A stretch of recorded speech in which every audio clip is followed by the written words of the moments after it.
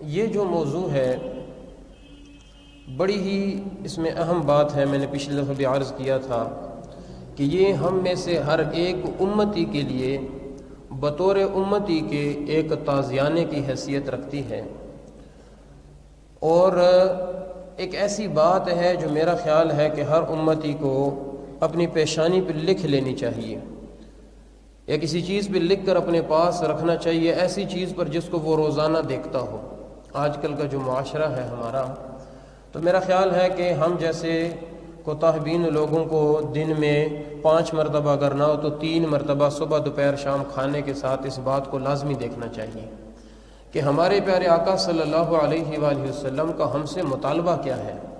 رسول اللہ صلی اللہ علیہ وآلہ وسلم نے الفاظ کون سے استعمال فرمائے ہیں. میرے عزیزوں، مجھے اور آپ کو مخاطب کر کے ہمارے پیارے آقا صلی اللہ علیہ وسلم نے فرمایا فَلَا تُسَوِّدُ وَجْهِي، بھئی مجھے شرمندہ نہ کر دینا، مجھے شرمندہ نہ کر دینا. وہاں پر حضور نے یہ نہیں کہا میری عزتوں کو بہت زیادہ بڑھا دینا یا ایسا ہو یا ایسا ہو، کیونکہ آپ صلی اللہ علیہ وآلہ وسلم کو اللہ تعالیٰ نے وحی کے ذریعے سے قیامت تک پیش آنے والی بہت سارے واقعات حضور کو پہلے سے معلوم تھے، وحی کے ذریعے بتائے گئے آپ کو، اور آپ صلی اللہ علیہ وآلہ وسلم نے ان حالات کی پیشن گوئیاں فرمائیں.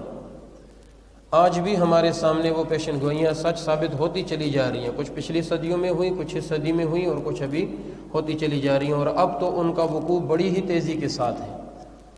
ہر 2-4 دن بعد رسول اللہ صلی اللہ علیہ وسلم کی کہی ہوئی بات پوری ہو کر ہمارے سامنے آ رہی ہے. بالکل قیامت کے کنارے پہ کھڑے لوگ ہیں ہم، فتنوں کے اندر گھرے ہوئے ہیں اس وقت ہم. اب سے کچھ سال پہلے تو ہم یہ مطالبہ رکھا کرتے تھے جمعوں میں کہ راستوں میں چلتے ہوئے بندہ احتیاط کرے، بازاروں میں نکل کر بندہ احتیاط کرے کہ گناہ سے بچ جائے. اب تو وہ گناہوں کے ماحول، وہ گناہوں کے ذرائع ہمارے گھروں کے اندر آ گئے ہیں، بستروں تک پہنچ گئے ہیں ہمارے، میرے اور آپ کی جیبوں کے اندر پڑے ہوئے ہیں گناہ کے وہ وسیلے. تو فتنہ ایسا شدید بڑھ گیا. اس سے پہلے بدکاریوں کی مخصوص جگہ ہوا کرتی تھی جہاں جا کر کے آپ کو یہ مناظر ملا کرتے تھے یا یہ بدکاری کرنے کا موقع ملتا تھا. باقاعدہ جگہ ہوا کرتی تھی اس کی، جس کو بدکاری کے اڈے کہا جاتا تھا. عام معزز آدمی وہاں پر نہیں جایا کرتے تھے، اس کے سامنے سے بھی نہیں گزرتے تھے کہ بھئی بدنام نہ ہو جائیں ہم. پھر آہستہ آہستہ انگریز کی طرز معاشرت نے، چونکہ ہم بڑے کوتاہ بین ہیں نا، ہماری نظر بڑی محدود ہے، اسلام کی حقیقی روح اللہ اور رسول صلی اللہ علیہ وآلہ وسلم کے ساتھ جو ایک حقیقی تعلق ہمارا ہونا چاہیے تھا، وہ آہستہ آہستہ ہمارے اندر سے نکل گیا نا، وہ یقین کی کیفیت نہیں رہی. تو ہم نے بھی دنیاوی ثمرات کو، دنیاوی فائدوں کو، دنیا کے مفادات کو دیکھنا شروع کر دیا. جس کو زیادہ ملا ہم نے کہا یہی اللہ کا محبوب ہے. بس جس کو دنیا کی چیزیں زیادہ ملی ہم نے کہا یہی ہے جس پر اللہ کی بڑی رحمتیں آ رہی ہیں. اسی کے طریقوں کو اپنا کے چلنا چاہیے. اللہ کی رحمت جو اس پر متوجہ ہے، دیکھو کتنا بڑا گھر ہے اس کا، کیسے اس کے پاس گاڑیاں ہیں، اور کیسے کیسی آسائشیں ہیں، سہولیات ہیں.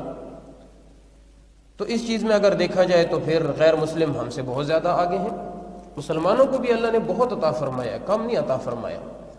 مصیبت یہ ہوئی کہ انگریز بطور انگریز کے ایک ہی ہیں، غیر مسلم بطور غیر مسلم کے ایک ہی ہیں، اور ہم مسلمان، ہمیں انہوں نے وطن کے پیچھے لگا دیا، قومیت کے پیچھے لگا دیا. چنانچہ ہم پاکستانی پہلے ہیں، مسلمان بعد میں ہیں، سعودیہ والے سعودی پہلے ہیں، مسلمان بعد میں ہیں، ایران والے ایرانی پہلے ہیں، مسلمان بعد میں ہیں. مسلمان ممالک کا آپس کا تعلق دیکھیے، اور انہی مسلمان ممالک کا غیر مسلم ممالک کے ساتھ تعلق دیکھیے. ان کے ساتھ کیسے شیر و شکر ہیں، معاہدات ہو رہے ہیں، تجارتیں ہو رہی ہیں، ان کی کرنسی کو فروغ مل رہا ہے. ڈالر ڈالر ڈالر کہتے کہتے لوگوں کی زبانیں نہیں تھک رہی. ڈالر کو یہاں پر لے کر کون آیا؟ آسمانی صحیفہ تو نہیں ہے. مسلمان ممالک نے بھی اپنی تمام بڑے بڑے ذخائر کو اسی پیسے کے اوپر بیچا تو اس کی قیمت بڑھ گئی، اب بھی بیچ رہے ہیں. تو خیر، جب ہم نے یہ دیکھا کہ غیر مسلم اقوام کے پاس دنیاوی جو چیزیں ہیں، آسائشوں کی سہولیات ہیں، یہ بہت زیادہ ہیں، لہٰذا ہم نے ان کو اپنا قبلہ مان لیا اور ہم نے اپنا رخ ادھر کر لیا، اپنے چہرے ہم نے ادھر موڑ دی. ان کی معاشرت کو اپنانا ہم نے فخر سمجھا، ان کے جیسے چہرے بنانا ہمیں اچھا لگا، ان کے جیسے لباس پہننا ہمیں اچھا لگا، ان جیسے بولیاں بولنا ہمیں اچھا لگا، ان جیسی معاشرت ہمیں پسند آئی، عدلیہ کا نظام ہو، سیاست کا نظام ہو، فوجداری کا نظام ہو، ہمیں وہ بہت پسند آیا، کیونکہ ترقی ہمیں انہی کے راستوں میں نظر آئی، عروج ہمیں انہی کا نظر آیا۔ اب سے آپ چلے جائیے 1.5 صدی پہلے، 2 صدیاں پہلے چلے جائیں، یہ 2000 کا اوائل ہے، 1800 کے اوائل میں چلے جائیں، یہی غیر مسلم ہمارے علاقے میں آ کر ہماری زبان سیکھا کرتے تھے، اردو سیکھا کرتے تھے، اردو، انگریزی نہیں بولتے تھے ان علاقوں میں۔ ہم سے اپنے مفادات حاصل کرنے کے لیے اور ہمیں اپنے پیچھے لگانے کے لیے وہ اردو سیکھا کرتے تھے اور اردو بولا کرتے تھے، عرب ممالک میں عربی بولا کرتے تھے۔ آج ان کو زبانیں ٹیڑھی کرنے کی ضرورت نہیں پڑتی، مسلمان کا بچہ انگریزی پہلے سیکھتا ہے اور قرآن کا قاعدہ بعد میں سیکھتا ہے۔ قرآن 15-16 سال کی عمر میں جا کے آج کے ہمارے نوجوان ختم کر رہے ہیں۔ آپ کے گھر میں بھی ہوں گے بہن بھائی بچے، دیکھیے میں نے الحمدللہ 11 سال کی عمر سے قرآن پاک پڑھانے شروع کیا تھا، 11 سال کی عمر سے، ساتھ حفظ کرتا تھا اور ساتھ 1 گھنٹہ بچوں کو پڑھاتا تھا۔ 35 سال میری عمر ہو گئی، 24 سال میں نے قرآن پاک کم و بیش پڑھایا ہے، اور بتدریج 7 سال 8 سال کے بچے قرآن پاک ختم کیا کرتے تھے۔ میں نے خود الحمدللہ 7 سال کی عمر میں ناظرہ قرآن پاک ختم کیا، پھر آہستہ آہستہ 10 سال تک آ گئے۔ ہم میں سے 5 بہن بھائیوں میں سے صرف 1 بھائی نے 10 سال کی عمر کے بعد 12 سال کی عمر میں قرآن ختم کیا، اور ہم اسے نالائق کہا کرتے تھے کہ یہ بڑا نالائق ہے، غبی ہے، اس کا دماغ نہیں چلتا، قرآن نہیں ختم ہو رہا ہے اس سے، 12 سال کی عمر میں۔ اور اب آپ دیکھیے 17 سال کی عمر میں جا کر نوجوانوں کے قرآن ختم ہو رہے ہیں۔ تو بچہ انگریزی پہلے سیکھ رہا ہے، قرآن بعد میں سیکھ رہا ہے، قرآن جیسی اہم چیز بعد میں سیکھ رہا ہے، انگریزی پہلے سیکھ رہا ہے۔ ہمارے ہاں تعلیم یافتہ ہونے کا معیار ہی یہی ہے کہ آپ کو انگریزی اچھی آتی ہو۔ میں بھلے اپنی جگہ پر جتنا مرضی ذہین ہوں، میتھمیٹک کے سوالات میں حل کرتا ہوں، اور اردو میں بڑا تیز ہوں، لغت میں اچھا ہوں، عربی فارسی آتی ہو، جو مرضی آتی ہو مجھے، چاہے میں جتنا مرضی بڑا کام کرنے لگ پڑوں، اگر مجھے انگریزی نہیں آتی تو مجھے کوئی بھی صاحب علم نہیں سمجھے گا، کوئی بھی مجھے صاحب علم نہیں سمجھے گا۔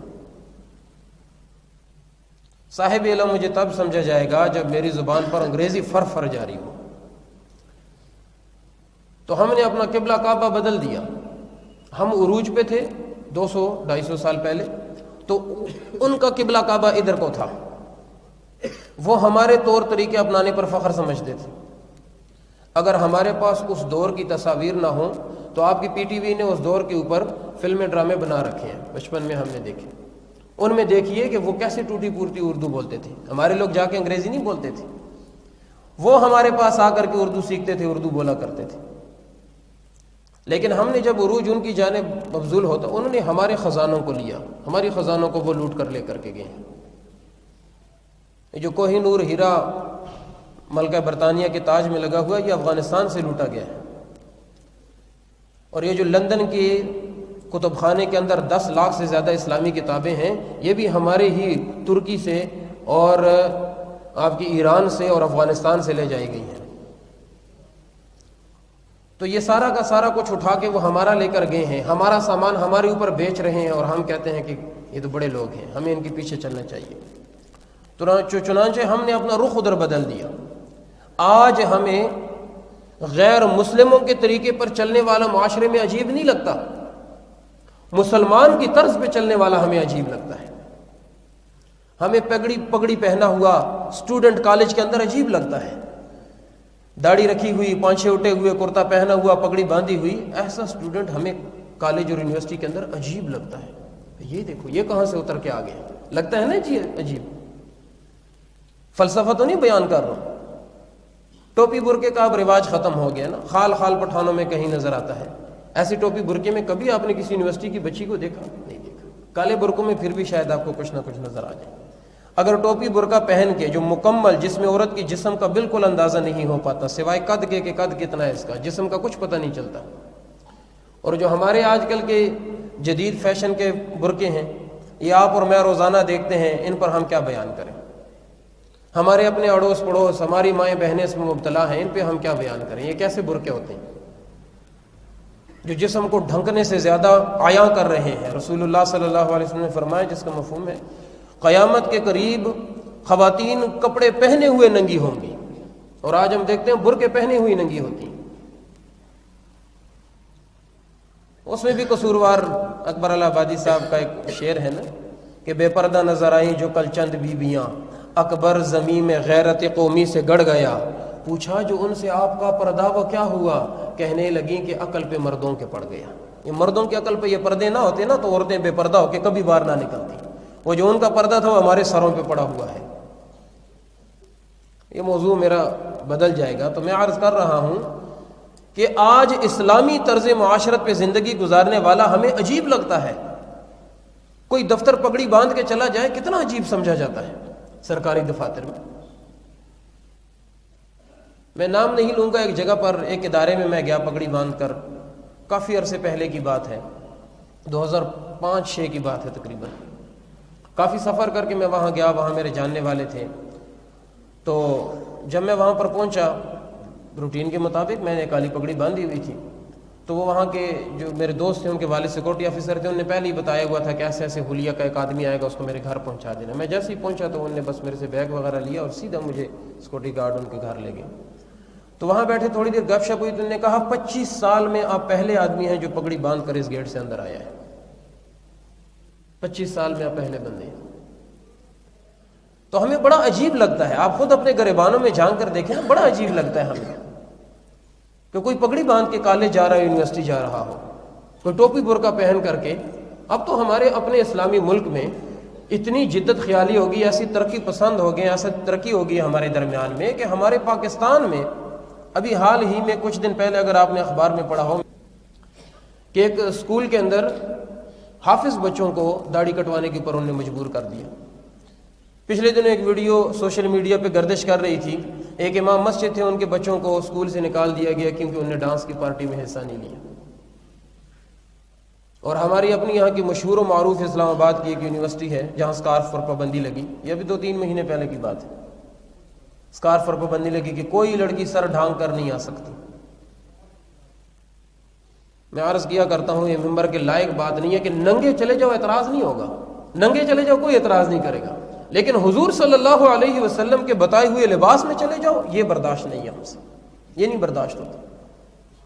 تو ہمیں آج بڑا عجیب لگ رہا ہے، کوئی سنت کے مطابق داڑھی رکھے ہوئے، پگڑی باندھے ہوئے، کرتا پہنے ہوئے، پانچوں کو اٹھائے ہوئے، سنت کے مطابق سنت کے لباس میں دفتر چلا جائے، اسکول چلا جائے، کالج چلا جائے، یونیورسٹی چلا جائے۔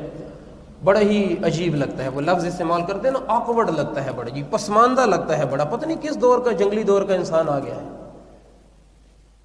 یہ 2 جہانوں کے سردار کا حلیہ ہے، جس کی شفاعت کے ہم طلبگار ہیں، یہ اس کا حلیہ ہے، جس کے دامن میں چھپنا ہم پناہ لینا چاہیں گے، یہ اسی کا حلیہ ہے۔ میرے عزیزو، اسی دامن کو تھام کر کے کامیابی ہونی تھی ہماری، اسی شملے کے پیچھے چھپیں گے ہم قیامت والے دن، بھاگیں گے دوڑیں گے۔ یہ اس کا اگلا حصہ، اسی پیرے کا اگلا حصہ آ رہا ہے اس پہ انشاءاللہ، کہ رسول اللہ صلی اللہ علیہ وآلہ وسلم نے فرمایا، جس کا مفہوم ہے کہ میں کچھ لوگوں کو جہنم سے بچاؤں گا اور کچھ لوگ مجھ سے چھڑا کر لے جائے جائیں گے۔ میں لوگوں کو جہنم سے چھڑا رہا ہوں گا اور فرشتے آ کر کچھ لوگوں کو مجھ سے چھڑا کے لے جائیں گے۔ تو میں ان سے عرض کروں گا، فاقول یا ربی اصحابی، یا اللہ یہ تو میرے امتی ہیں، یا اللہ یہ تو میرے امتی ہیں، یہ کہاں آپ لوگ ان کو دوزخ میں ڈال رہے ہیں؟ اللہ تعالیٰ کی طرف سے جواب آئے گا، انک لا تدری ما احدثوا بعدک، اے میرے محبوب صلی اللہ علیہ وسلم، آپ کو کیا پتا یہ آپ کے بعد کیا کیا کرتے رہے ہیں، یہ آپ کے امتی کہلانے کے لائق نہیں ہیں۔ تو میرے عزیزوں، اپنے گریبانوں میں جھانک کر کے دیکھیں، کہیں ہمیں رسول اللہ صلی اللہ علیہ وسلم کے امتی کہلانے پہ شرم تو نہیں آتی؟ شرم تو نہیں محسوس کرتے ہم کہ ہم رسول اللہ صلی اللہ علیہ وسلم کے امتی کہلائے جائیں؟ شرمندہ تو نہیں ہوتے اس بات پہ کہیں آپ؟ زبان سے تو میں بھی کہوں گا، آپ بھی کہیں گے نہیں نہیں نہیں، یہ تو فخر کی بات ہے، یہ تو عزت کی بات ہے کہ ہم رسول اللہ صلی اللہ علیہ وسلم کے امتی ہیں۔ میرے عزیزو، عمل سے زندگی بنتی ہے، جنت بھی جہنم بھی، زبان سے طوطے کو رٹوا دو تو وہ بھی کہے گا. عمل آپ کا ظاہر کرے گا کہ آپ کو رسول اللہ صلی اللہ علیہ وسلم کا ہونے پر، امتی ہونے پر کتنا زیادہ فخر ہے. دھڑلے کے ساتھ رسول اللہ صلی اللہ علیہ وسلم کی سنتوں کو اپنا کر گلی گلی پھریں گے آپ.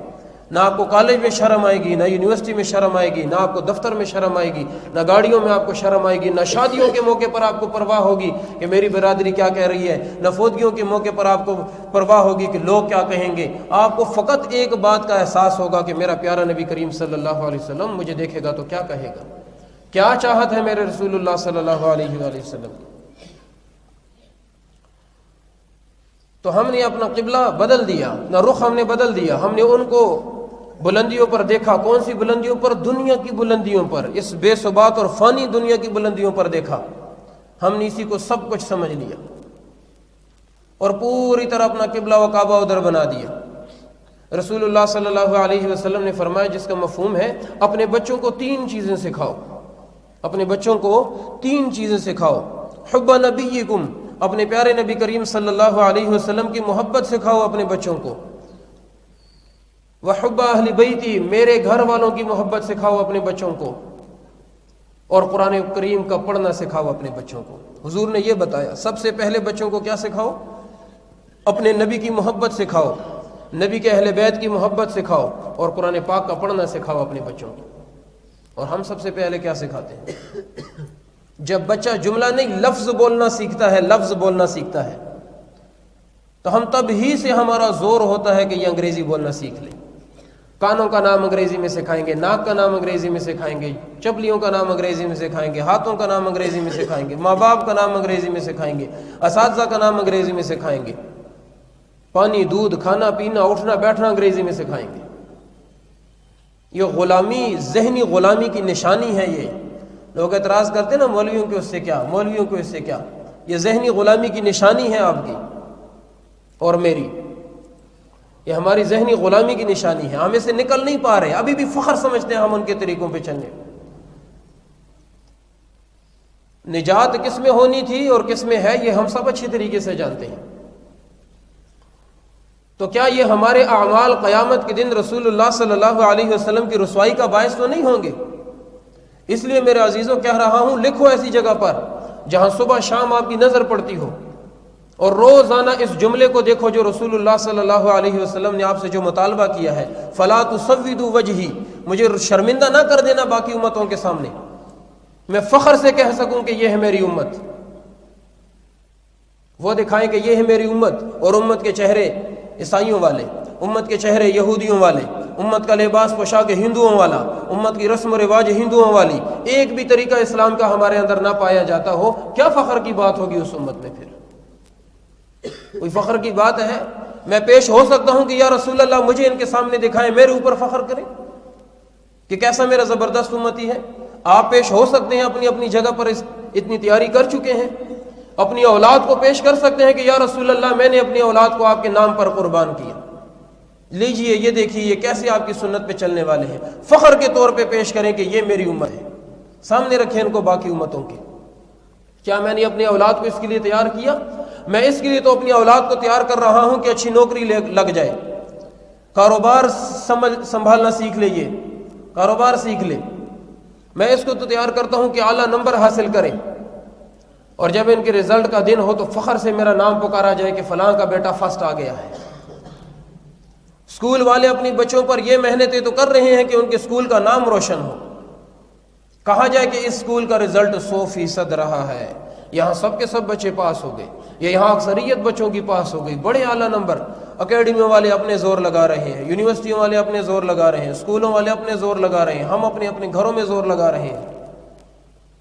سرکاری اداروں کو چھوڑ کر پرائیویٹ جتنی فرم اور کمپنیاں چل رہی ہیں، ہر ایک اپنی چیزوں پر محنتیں کر رہے ہیں کہ اعلیٰ سے اعلیٰ کوالٹی پیش کریں، ہم بہتر سے بہترین رزلٹ دیں، ہم پیش کر سکیں اپنے کام والوں کے. ہمارے لوگ بڑے ہارڈ ورکر ہیں، بڑے محنتی ہیں، بڑے جافا کش ہیں، اور ہمیں ان پر انعامات دیے جائیں، ہمارا نام روشن ہو کہ یہ کارخانہ، یہ فیکٹری 100% جو آپ کہیں آپ کا کام آپ کو کم سے کم قیمت میں کر کے دے رہے ہیں. ممالک کی دوڑ لگی ہوئی ہے، آج ممالک کی دوڑ لگی ہوئی ہے. کون سے ملک ہیں جو سب سے زیادہ زر مبادلہ کما رہے ہیں؟ کون سے ملک ہیں جن کی معیشت سب سے زیادہ مضبوط ہے؟ کون سے ملک ہیں جن کی فوج سب سے زیادہ مضبوط ہے؟ کون سے ملک ہیں جن کی عدلیہ سب سے زیادہ جو ہے مضبوط ہے؟ ہر ایک شعبے میں دوڑیں لگی ہوئی ہیں، فخر اور غرور کی ایک یعنی کہ اپنے آپ کو تیار کیا جا رہا ہے، فخر کے لیے پیش کیا جا رہا ہے، میرا ملک سب سے اچھا، میری کمپنی سب سے اچھی، میرا ادارہ سب سے اچھا، میرا اسکول سب سے اچھا، میری یونیورسٹی سب سے اعلیٰ۔ میرے عزیز رسول اللہ صلی اللہ علیہ وسلم نے امتوں کے سامنے آپ سے فخر مانگا ہے۔ قیامت کے دن آپ کی یونیورسٹیوں کے لیول پر، آپ کے اسکول اور کالج کے لیول پر آپ کو انعامات نہیں دیے جائیں گے، اعمال کی بنیاد پر آپ کو انعامات دیے جائیں گے۔ رسول اللہ صلی اللہ علیہ وسلم نے آپ سے امت تیار کرنے کو کہا ہے کہ مجھے وہاں پر رسوا نہ کر دینا، میں امتوں کے سامنے فخر کروں گا تمہارے اوپر کہ یہ میری امت ہے۔ حضرت موسیٰ علیہ السلام نے اللہ تعالیٰ سے اللہ کا دیدار مانگا تھا نا، آپ نے سنا ہوگا یقیناً یہ واقعہ کئی دفعہ، جنہوں نے قرآن کا ترجمہ جو ماشاءاللہ پڑھتے ہیں، قرآن پاک میں بھی پڑھا ہوگا، 9ویں سپارے کے اندر اللہ جل جلالہ نے اس واقعے کو بیان کیا کہ موسیٰ علیہ السلام نے اللہ سے کہا کہ میں آپ کو دیکھنا چاہتا ہوں۔ اللہ جل جلالہ نے فرمایا کہ آپ میرے دیدار کی تاب نہیں لا سکیں گے، میں طور پر اپنی تجلی ڈالتا ہوں، برداشت کر گیا تو آپ کو بھی دیدار کراؤں گا۔ طور پر ایک تجلی ڈالی اور وہ بالکل سیاہ ہو گیا۔ تو موسیٰ علیہ السلام بے ہوش ہو گئے، فخر موسیٰ صاعقہ، موسیٰ علیہ السلام بے ہوش ہو گئے۔ جب ہوش میں آئے، توجہ سے سنیے گا، جب ہوش میں آئے تو انہوں نے اللہ جل جلالہ سے یہ سوال کیا کہ یا اللہ تعالیٰ ایسی دیوانگی کبھی کسی اور نے بھی دکھائی ہوگی جیسی دیوانگی یا اللہ میرے اندر ہے، جیسا شوق، جیسی طلب اور تڑپ میرے اندر ہے کہ میں نے آپ کا دیدار مانگ لیا۔ اتنا جذبہ بھی کسی کا ہوگا آپ کے معاملے میں، اتنا شوق بھی کسی کا ہوگا، ایسی تڑپ بھی کسی کی ہوگی، کوئی اور بھی ہوگا کائنات میں جو میری طرح آپ کا دیدار مانگے کہ یا اللہ تعالیٰ ہمیں اپنی ذات دکھا دے؟ ہوگی کسی کی اتنی جرت؟